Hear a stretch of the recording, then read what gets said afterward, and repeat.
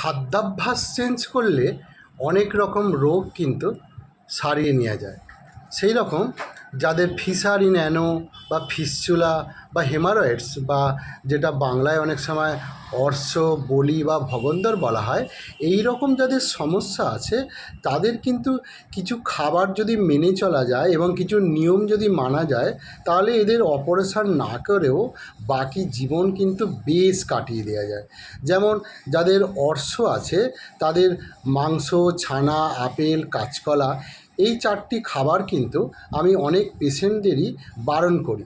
মিষ্টি জাতীয় খাবার কিন্তু এদের একদম চলবে না। কোনো প্রকার মাংস খাবেন না, তাহলে দেখবেন আপনার এই রোগ থেকে অনেকটা নিরাময় থাকতে পারবেন বা ভালো হয়ে যেতে পারেন। আর বেশি বেশি করে শাক, রুটি, দুধ আর জল বা শাকসবজি যেটা বলি, এইগুলো বেশি বেশি করে খেতে হবে। তাহলে এই সমস্যাগুলো, মলদ্বারের এই 3টে মেন রোগ যেগুলো খুব সমস্যা দেয়, অনেক মানুষের এই রোগ নিয়ে চিন্তার শেষ নেই।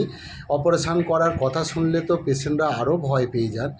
এই রকমভাবে এই রোগগুলো কিন্তু যদি এই খাদ্যাভ্যাসে এইগুলো মানা যায়, তাহলে দেখা গেছে এই রোগ থেকে কিন্তু অনেকটা দূরে থাকা যায়। তো এই রকম মেডিকেল টিপস পাওয়ার জন্য আমার এই চ্যানেলটি ফলো দিয়ে রাখবেন। ভালো থাকবেন।